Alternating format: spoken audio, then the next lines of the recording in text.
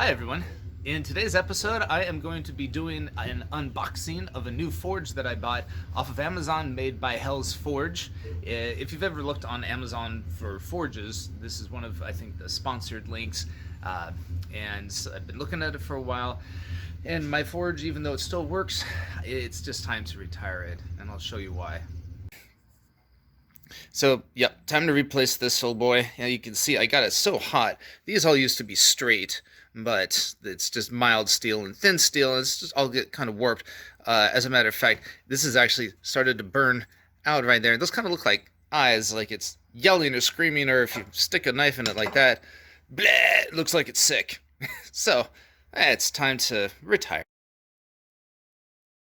Alright, step one, unboxing of it.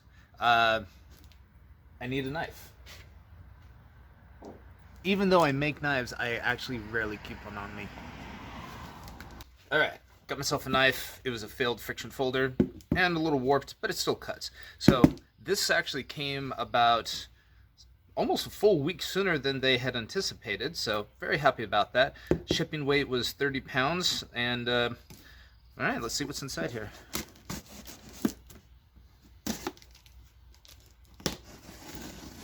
Yay, it cuts!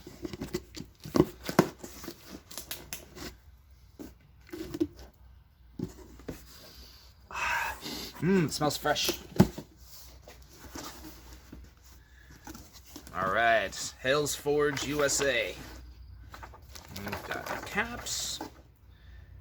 I'll look at that later. And don't worry, yeah, I actually do read the instructions on how to set things up. Okay. We've got our gas line. Ooh, and the hose. 20 PSI, that's good. I use a 30, but this is supposed to run really well on a 20.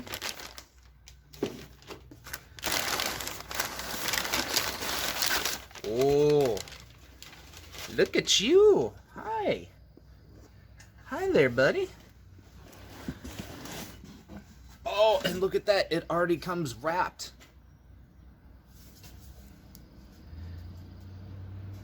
In the... This is not kale wool, but it's something else.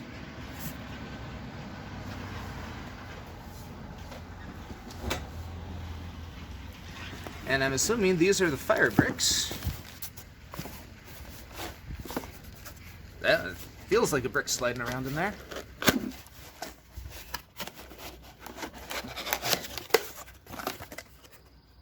Oh no, this is the cement. The refractory cement that you need to use. And that's why I will read the instructions.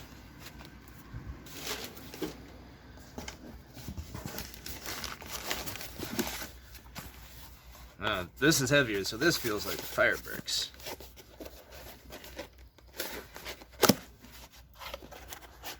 And survey says 2 fire bricks. Look at that. And last but not least, we've got the burners. Alright, that's it. Alright, let's take a quick look at these fire bricks that they sent. I just want to make sure that they're not cracked or damaged. That had been one of the complaints I'd seen a few times, is that during shipping they got cracked, but these seem to be packaged reasonably well in bubble wrap. And I can't see any cracks, but let's just pop one open here.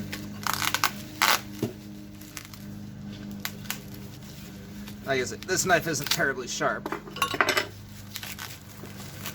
trick.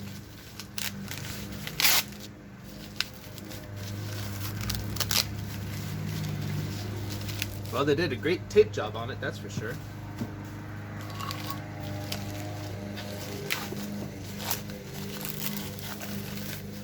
Okay, a little flaky. Okay. So this is, I think, it's 9.5, and I know that because from my pinky to my thumb is just about 9.5. 9.5 by, I think 4.5 by an inch and a half thick. And that is pretty much the same size as the bricks that I had used originally in my old forge. And you see when it gets high heat, it can get really kind of damaged. So, yep, same kind of brick. And it appears both of them, no cracks. So that's good. Okay, after reading the directions, yeah, I read the directions. I realized what these two caps are for here, and that's to place on the tips of the burners here to check for leaks. That's one of the first things they talk about in the manual is first check to see if there are any leaks in the burner. It could be at any point because these are all welded. They appear to me to be pretty solid welds. I don't know, I don't weld. But that's one of the things they do is say, put these caps over these tips right here. If you have the single burner, they'll give you 1. You have the double, they give you 2. If you have the triple burner, they give you 3. So let's test that out. Okay, now that I have freed the caps from the front of the manual, time to place them over the tip of the burner here. And these things are a righteously snug fit. So I'm just gonna twist it on as best as I can.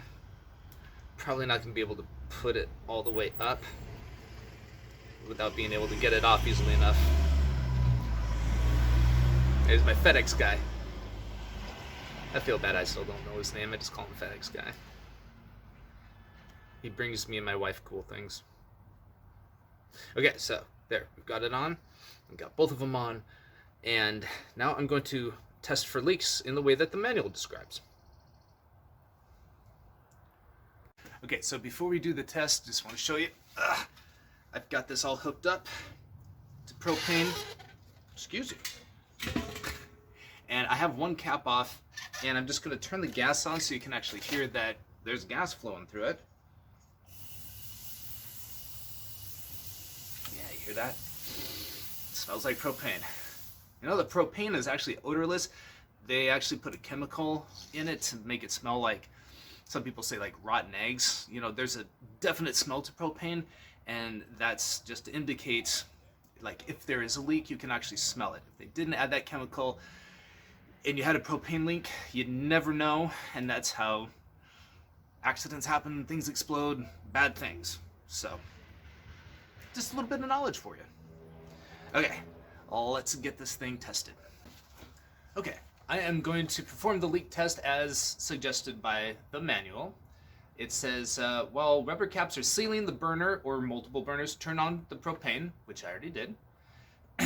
While gas is on and caps are sealed, spray soapy water, which can be like water and dishwashing detergent, at every connection, including your propane tank connection, while observing for any bubbles present, which indicates a gas leak. And that works for any type of leak, like if you have a rubber raft and it's not holding air, or a rubber camping mattress, you can just like rub a little dish soap or spray soapy water, fill it up, and then wherever there's bubbles forming, that's where your leak's at. So we're gonna go ahead and do that. So gas is on.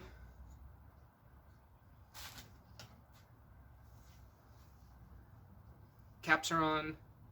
Gas is on that.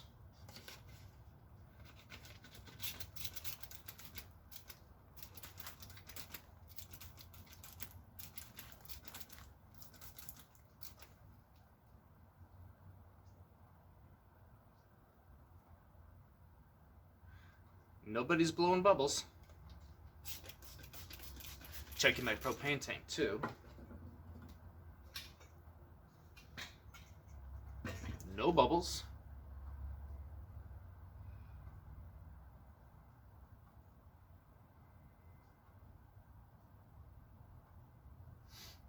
Okay, looks like it's all nice and secure, so I'm turning the gas off right there.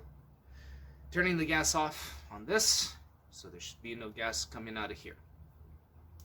Except for what's still trapped in the line. See, it's tight.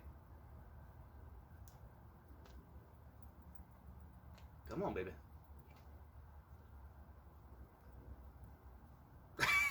Wait, these things are snug as a bug, aren't they? And they're also wet and soapy, which doesn't help. Yep. All right. So, all nice and secure. I'm going to dry it off and move on to the next thing. All right, now the next step that they suggest to do is to set they call these the burner tubes inside the holes here. And they say don't let the bottom of this come out inside the Ford itself. So this fire blanket, or might be kale wool, I still haven't read about that. They just call it a fire blanket. Could be really nasty, like worse than fiberglass on your skin. So wear protection. I've got these gloves. You could double up some like latex gloves, but I'm gonna use that to see. Oh, it's right about there. And this is the air choke. So these are the air holes that it needs to mix the fuel, which is the propane, with the air, so you get combustion. And when you're not using it, if you just want to use one burner, then you just slide it over the holes and it cuts it off.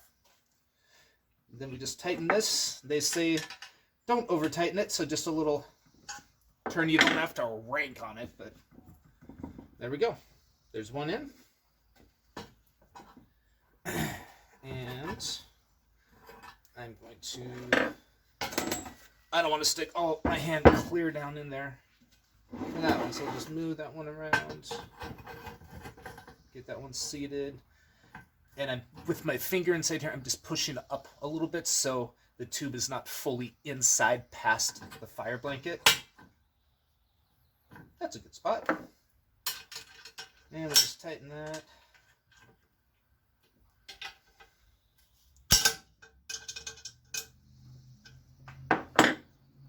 Bam. Now we got those on. Now it's time to put on the burner. Alright, after I put these burner tubes in, I tried to put on the burner, and this is what I ran into. I'll turn it this way a little bit so you can see. So, okay, that goes in there, and then this, these don't, okay, those kind of line up, but they're supposed to sit flush on these washers that are welded on there.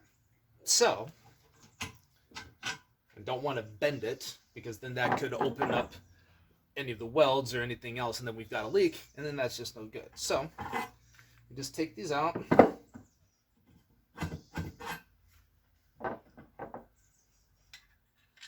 Stick these in first. That was not clamped down. Come on, baby. That was my fault. There we go. That's how they're supposed to sit. Then we can just put them in like that. Now they'll fit in snugly. So let's see where we're at here. There we go.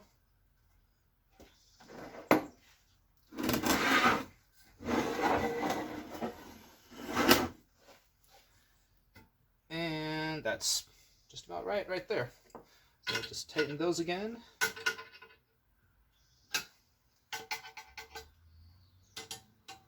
Other way. There we go. Cool. So those are in there. Now, this is pretty snug, tight fit, but on the top here, on each end, are little Allen screws. So, got my Allen wrench set here, and they say to use, I think it's a 8-inch Allen wrench. So, then you just tighten to secure these. There we go. Once again, don't over tighten, don't reef on it.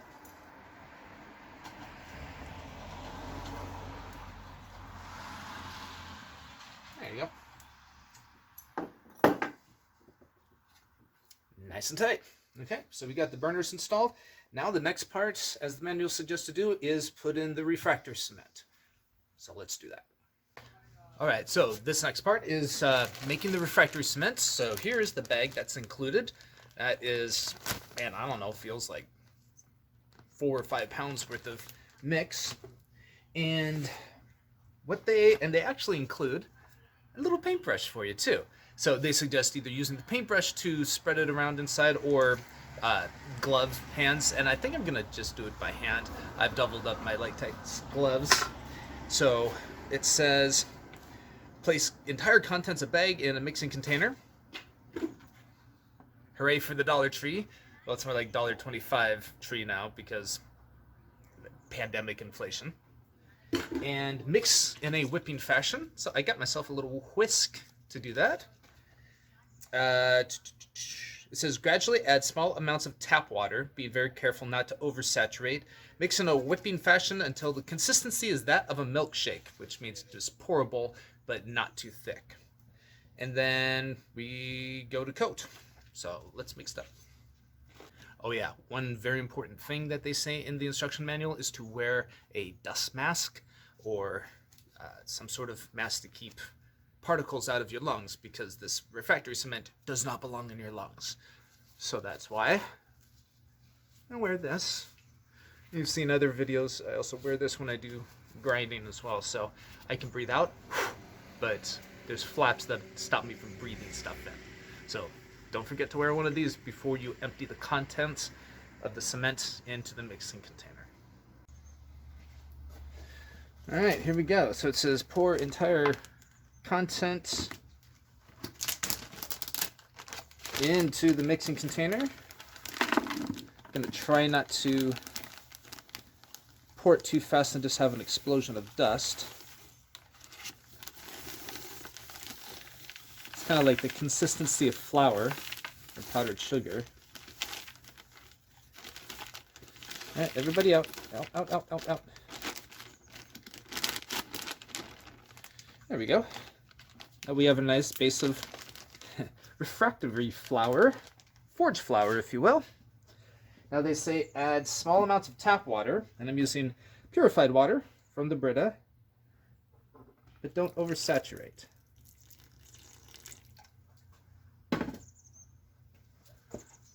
And we're just going to start working that in. There's a little spider.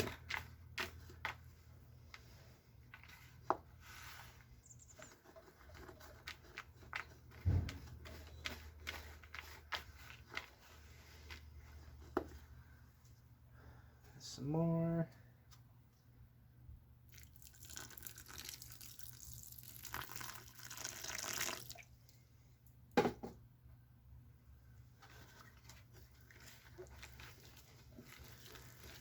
Yeah, there we go. Like making weird pancakes.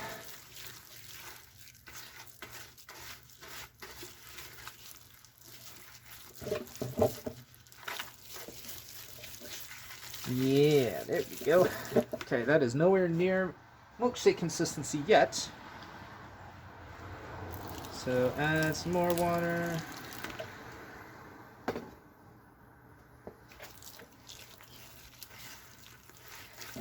Gotta keep mixing until all of that powder's gone.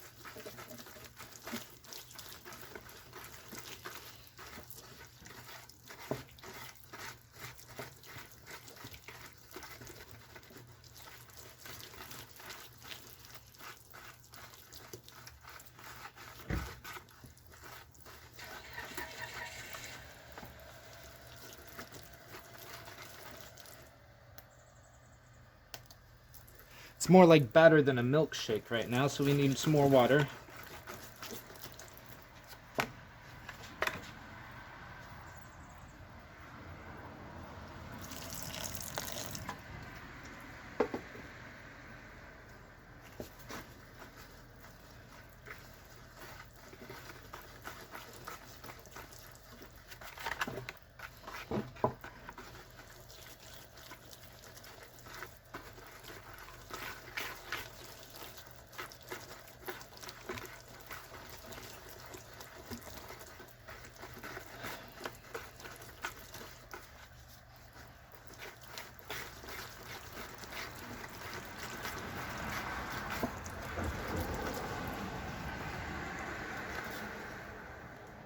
Getting there.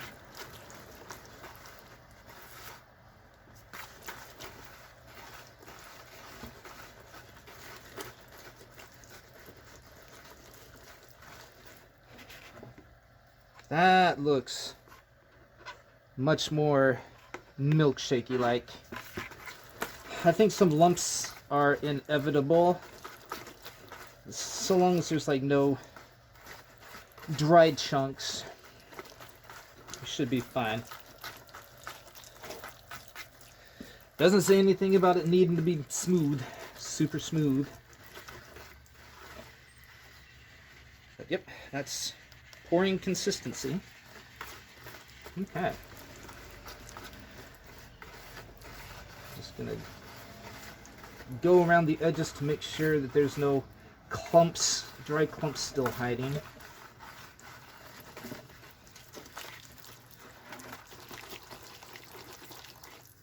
Whip it. Whip it good.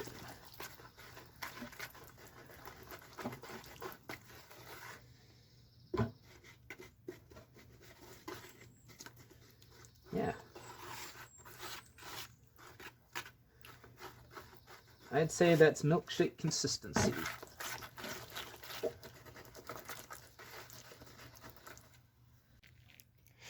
Alright, so it took me a few minutes to figure out how best to coat it. And instead of laying it down like it had been, I'm putting it like this. That way I can get the top and make sure that I'm not covering up any of the holes, rather than placing it up there and trying to look underneath it. So that's what I'm going to do. I'm going to start with the top and start towards the middle, because if I coat this outside part first, then I risk gooping it up with my hand on the way out. So starting in the middle and then coming out. So let's do that. All right, here we go. I think I'm actually going to use the brush. See how this starts out.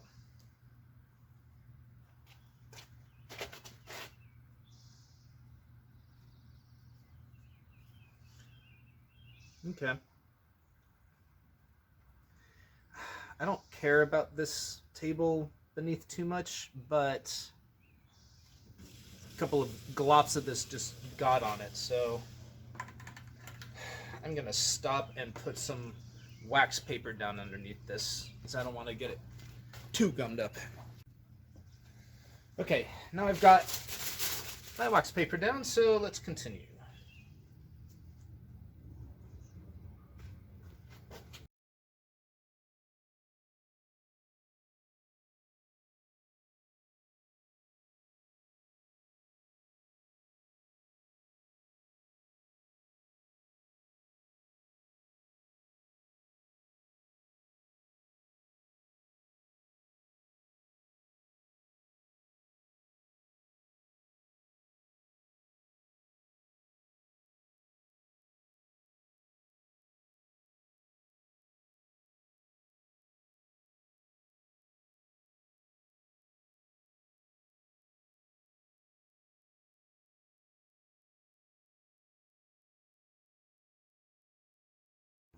Okay, here we are after an hour and a half of painting the inside with the refractory cement.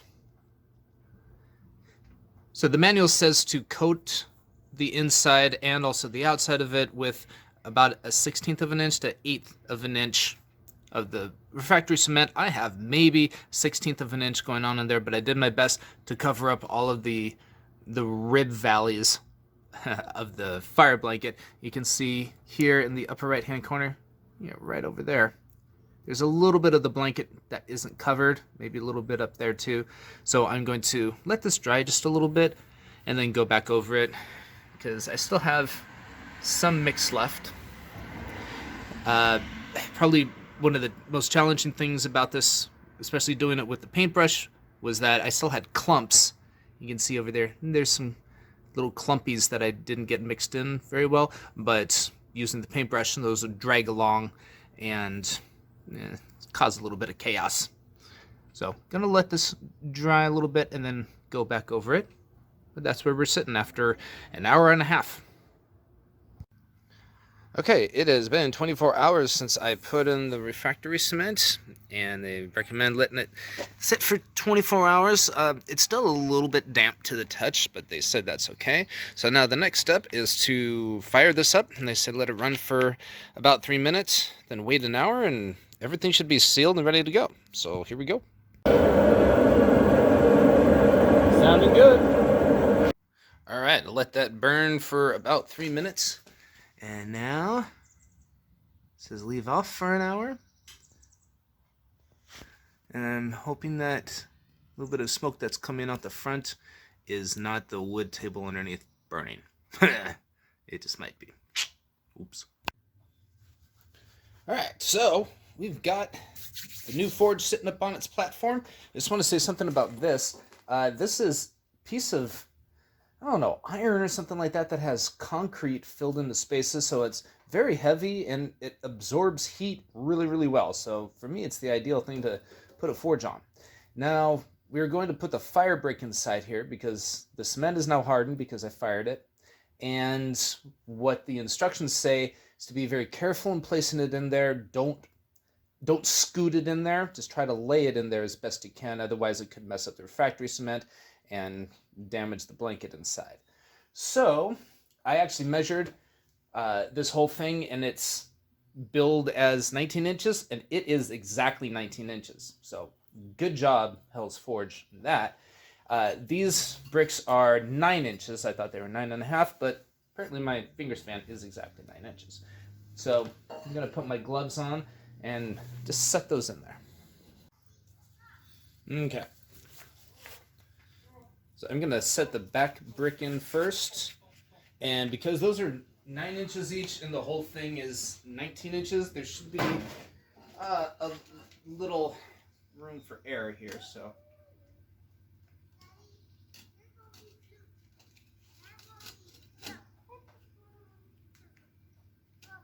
okay, there's one.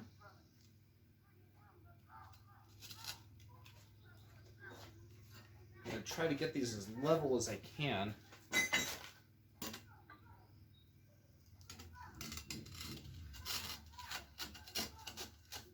Crunchy, crunchy.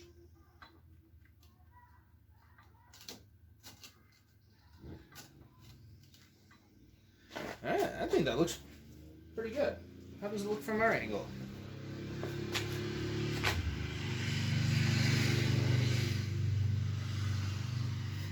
Well, I'll tell you what. They line up. I take this off here. They line up pretty straight inside there. Look at that. And it's a little bit of room on the bottom, but yeah, you can't. The clearance there is about 3 fingers, and I wear a size large men's glove, which is tight. I can also wear an extra large, but that's a bit too roomy. So, that's pretty cool. I think we're in. All right, before I fire this thing up for the official demonstration, I just want to say something I found interesting about this one. That's an adjustment for me after having the forge that I've been using for the past 3 or 4 years or so, and that's that this valve right there controls the back burner.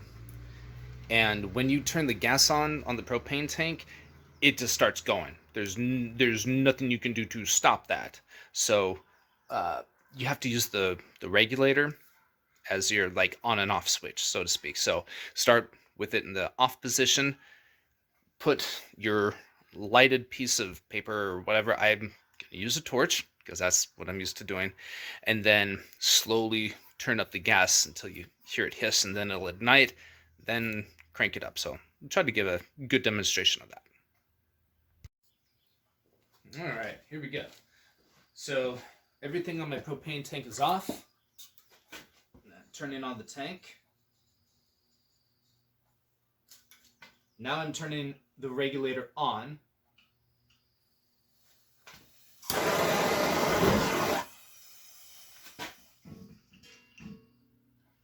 That did not work as I thought it would.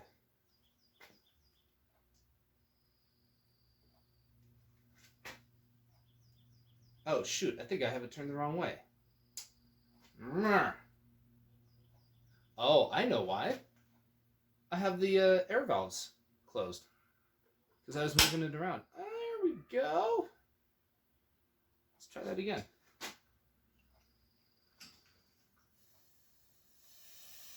Oh, shoot, I do have it turned around. Oh, Aaron.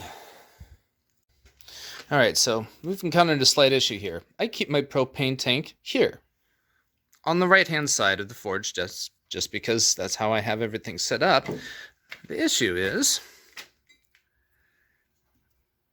this is the first burner that turns on. Stop correcting. There we go. So this one needs to be up front here.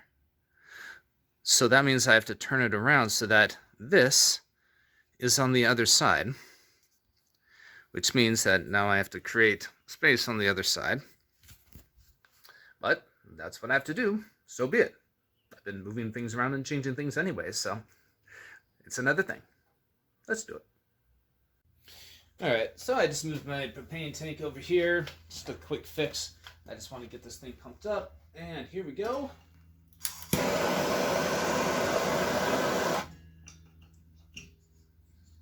Help if I turned on. Okay, propane tank is turned on. Now.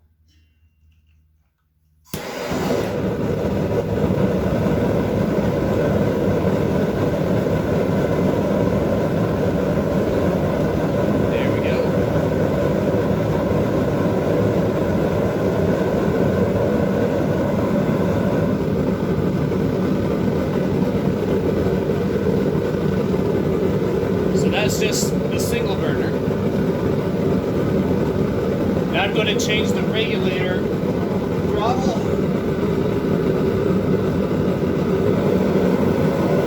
Oh yeah! Roar, baby, roar!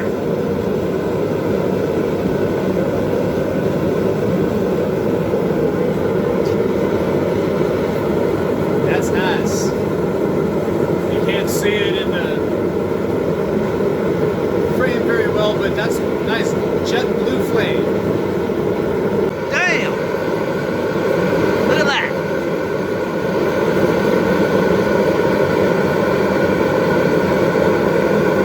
Woo! Yep.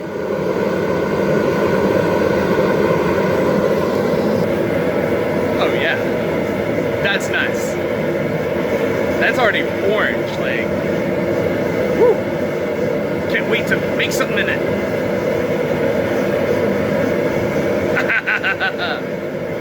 Good purchase. Definitely good purchase.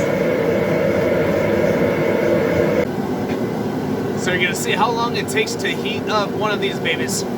Let's do it.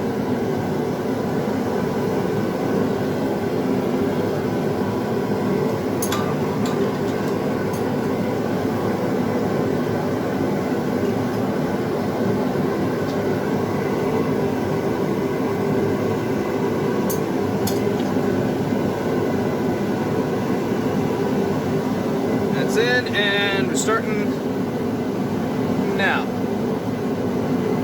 Let's see how long it takes.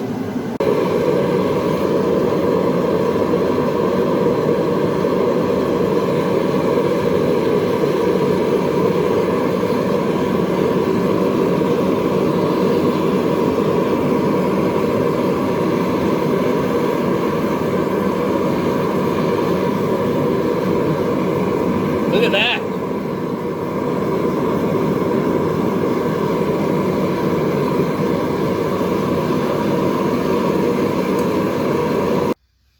Alright, so you guys just saw that forge heated up the railroad spike in roughly 3 minutes, and that was only using one burner.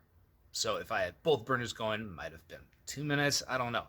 I just got the 2-burner forge because eventually I will be making longer knives. So the inside of it is 19 inches, so I could make at least like a 2-foot blade in it, which is super cool. It's something that I really should try one of these days. So if you're interested in getting a propane forge that's pretty affordable, give Hell's Forge a shot. They're on Amazon.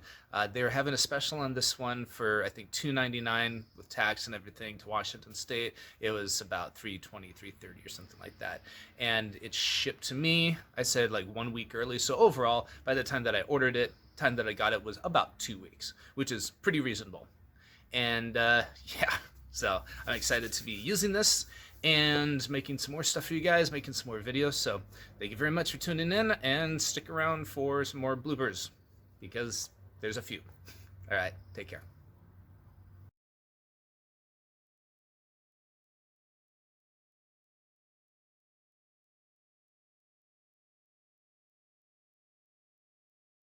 Check on Amazon. I'll put a little bleh thing right here. Bleh. Forge, it's finally done. It's time to retire it. It was made by, oh, look, a fire truck. I'm glad the lights aren't on, and I hope they're not stopping around here. Well, let's try that again. Blah. Flower delivery. The cap from the front of the manual, it's cottonwood everywhere. Okay, before I fire it up, I just want to say something that I found interesting about this setup compared to the forge that I've been using for the past 3 or 4 years. So my old forge, there were valve things. Why can't I think of the word? Levers? Ball valve levers. Yeah, that's it. Try it again. Okay, you can hear that thing burn in the background, so the test, I'm going to try that all over again. Alright, so you guys saw it. That heated it up.